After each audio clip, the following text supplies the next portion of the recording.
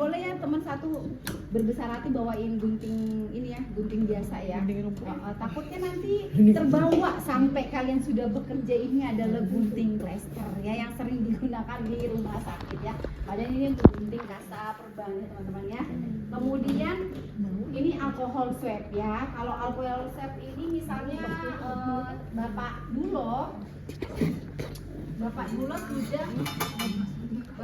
sudah ini ya. Sudah dibungkus ya ceritanya nih ya. Ibu adalah sip yang dinas hari kedua. Pak Dulo ini adalah pasien masuk rawat di hari kedua sehingga hari pertama sudah dilakukan perawatan luka oleh teman sip ibu, sehingga ini ibu hari kedua mau melakukan DV ya. Ini udah tertutup nih oleh teman ibu gitu ya. Jadi kita tutup dulu lukanya. Ini nggak ada mikrofonnya yang kecil ya? Habis?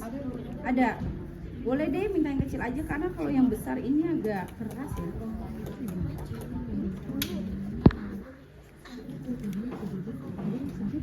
Ya seperti itu ya teman-teman ya.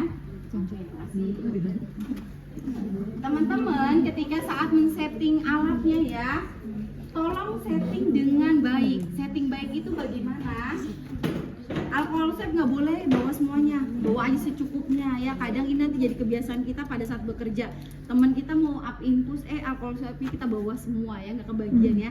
Kalau kalian bawa semuanya nanti bilang pakai semua habisin gitu ya. Jadi bawa aja secukupnya ya, kiranya perlu 4, 3, 2 silakan bawa ya.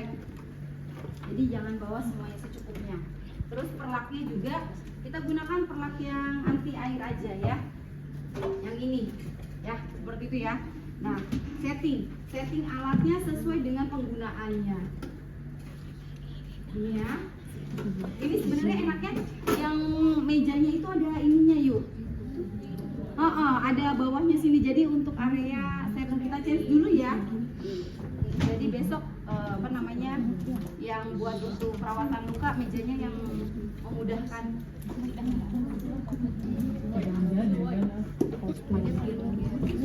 Tertutup ya, ini boleh digunting yuk?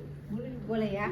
Oke, jadi ini perlak yang mau kita pertama kali guna taruh di atas, kemudian ada sarung tangan baru sopratul ya, urutannya 3 ini ya, taruh di area sini ya teman-teman ya. Oke, kemudian baru kita kontrak ke pasien dulu ya. Alat udah nih, di praorientasi ibu sudah melakukan ya. Praorientasi pastikan kelengkapan alatnya sudah lengkap dan siap ya. Kalau sekarang perawatan luka tidak menggunakan betadine teman-teman, cukup dengan cairan fisiologis saja ya. Nah ini juga ibu sampaikan juga, sudah tahu sopratul itu apa? Apa sopratul?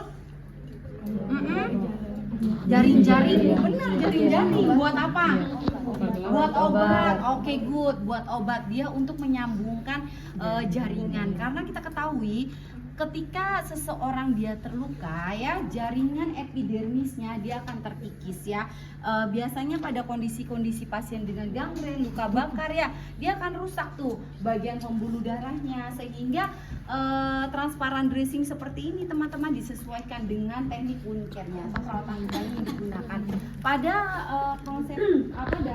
proses teorinya tahap terjadi trauma ya, entah akibat kecelakaan, kena luka bakar ya, dimana kita harus tahu dulu teknik apa yang kita gunakan, sopratul kapan kita gunakan ya, seperti itu teman-teman ya. Jadi pada kondisi pasien baru pertama kali boleh silakan, atau pasien-pasien dengan dijahit gitu seperti kemarin pasien ibu mahasiswa Universitas Lanya Lembaga Administrasi Negara, pulang jam 8 malam dijambret, lehernya dibacok dan dijahit ya sama ibu, itu ibu langsung gunakan sopratul, boleh ya seperti itu ya.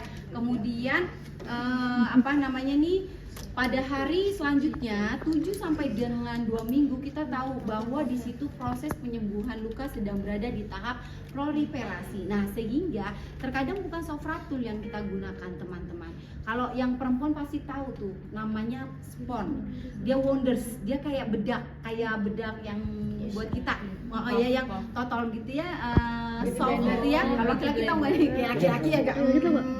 Nanti teman-teman yang cewek-cewek bisa contohin ya. Satu ya nih loh, Wonders gitu kayak spons bedak. Jadi kita gunakan seperti itu. Karena apa? Pada proses-proses pada tahap proliferasi tadi, di mana terjadi banyak sekali nanah, eksudat, darah yang keluar teman-teman. Karena memang itu tadi proses inflamasi, kemudian dia mau tumbuh ke jaringan ya, muncullah proses-proses sel darah putihnya gitu, sehingga dengan ditambalnya Wonders tadi seperti spons bedak itu, dia menyerap teman-teman, menyerap darah-darah tersebut sehingga tidak ada infeksi. Jadi yang digunakan bukan Sofratul tapi Wonders spons tadi ya, namanya Wonders. Kemudian Bu, ini kapan digunakan? Nah, ini digunakan ketika sudah di tahap masuk granulasi ya, dimana si jaringan ini sudah mulai tumbuh tuh pembuluh darahnya, kulit-kulitnya, daging-dagingnya ya, jaringan paru, walaupun hasilnya tidak sama dengan warna kulit asli. Sama nggak? Ada yang pernah luka nggak?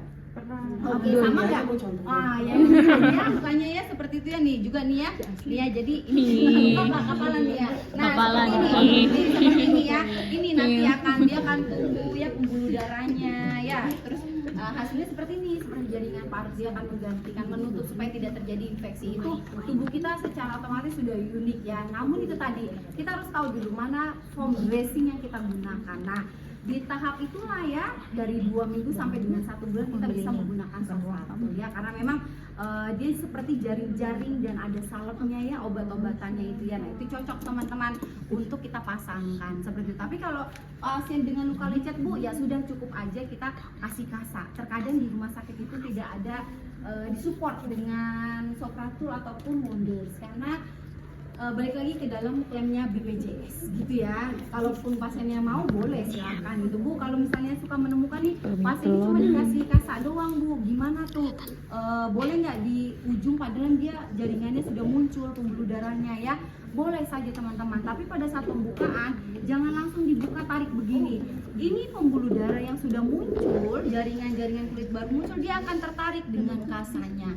Sehingga ketika kalian menemukan kondisi begini nanti di rumah sakit, kalian basahi dulu ya, siram sampai dengan dia tidak nempel ya, seperti itu, sehingga boleh ditarik pelan-pelan, jangan sampai terangkat teman-teman, itu merugikan ya. Nah, itu tujuannya kita mau memberikan suatu perawatan luka, namun kita sudah melanggar kode etik keperawatan. Apa kode etik keperawatan yang kita langgar?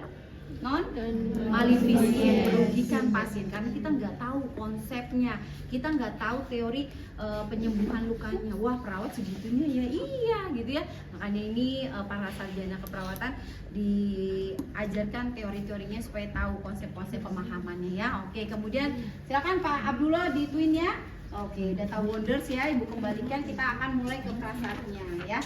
Ibu akan selalu seperti itu, mereminder supaya apa, ketika kalian melakukan tindakan itu Ibu yakin kalian pasti jago, tapi ada beberapa sesuatu hal yang harus Ibu sampaikan supaya tidak ada tadi dilema etik yang kalian langgar ya, seperti itu. Kemudian kita kontrak ke bapaknya. Selamat siang Pak Abdullah.